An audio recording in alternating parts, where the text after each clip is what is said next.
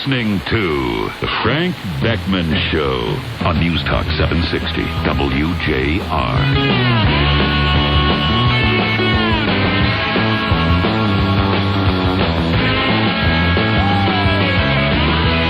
Back here on the Frank Beckmann Show in the final hour of our program for this Tuesday. Nice to welcome into our studio our next guest, a gentleman who has worked in the turnaround industry, which is going gangbusters these days, who also has worked through bankruptcy court as a trustee, among other things, and now has written his second book. It's called The Culture of Debt, How a Once Proud Society Mortgaged Its Future, by our guest, James McTevia. Good morning. Good morning, Frank. I mentioned it's your second book. Your first one, you were telling me, Bankrupt, a Society Living in the Future. It wasn't one that you had a publishing house pick up for you. You self-published it. What'd you do? I personally distributed a copy of the book to every single member of Congress. I traveled to Washington to do it. How long ago was that? 18 years ago. And what did you tell them in that book? That book forecasted exactly what has happened and what we are politely referring to as the Great Recession. So you foresaw the housing bubble? Absolutely. Even back then, 18 years ago. What gave you the hint?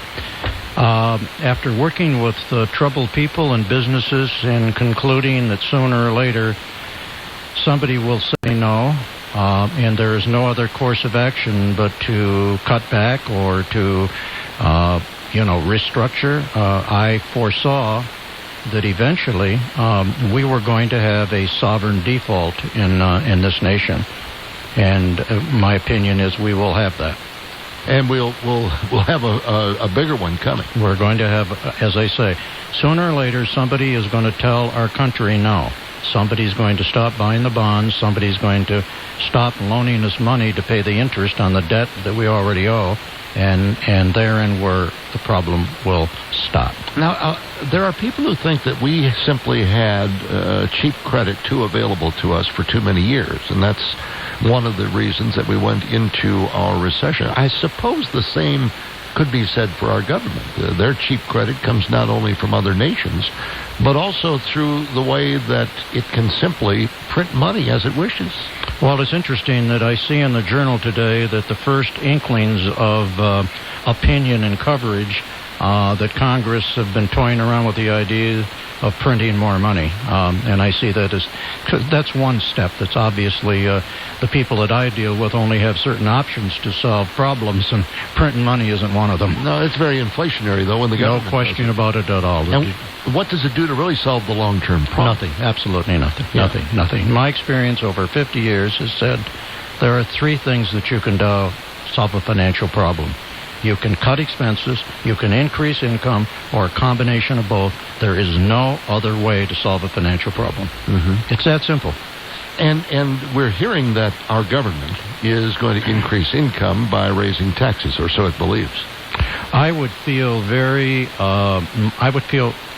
happy, but I would be willing to contribute. I'd be willing to pay much more taxes if I felt that my dollars were being used appropriately. I don't like to pay taxes when all we're doing is using the money to pay interest on debt we can't pay.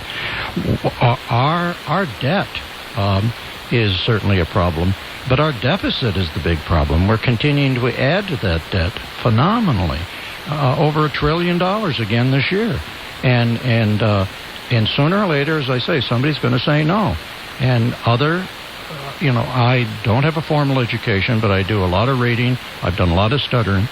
Over the course of history, man's history, when countries have come to the circumstances and the crossroads that we're at, there have been some major problems. I refer to the French Revolution. I refer to all of the problems that countries even more have had. recently, Greece, France right now is having a problem beyond the social problems it's encountering. 3 months ago, people were killing themselves in the streets of Greece. I mean, what do I see that other people don't see? How could I be so wrong in my assessment that the people in Washington are us? Washington doesn't have a lock on spending money it doesn't have.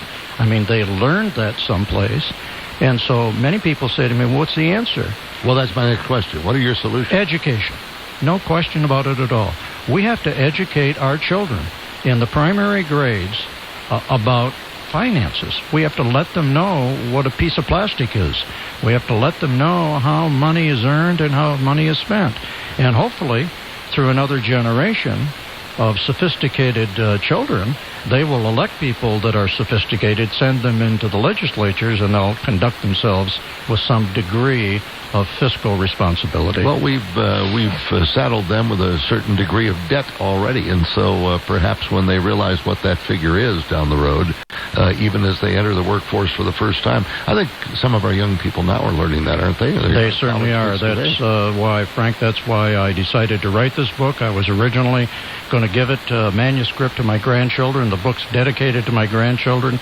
I got 8 of them, and I can tell you my heart cries for them because they're going to have some real serious problems to overcome. And so I'm trying desperately to communicate to society, you just can't keep doing this. Somebody's got to say no before the no is taken. Somebody's got to take the checkbook away from Washington. Well, you got nice afterward from David Littman in the book, and Daron Levin has said good things about it. Good luck with The Culture of Debt, available at Amazon. Yes, and on our site, www.McTevia.com. All right, thanks for coming in. Thank you, James. Frank. Good luck. James McTevia, the book, The Culture of Debt, How a Once Proud Society Mortgaged Its Future. We're back with more of The Beckmann Show. We continue after our break here at the bottom of the hour. Be right back.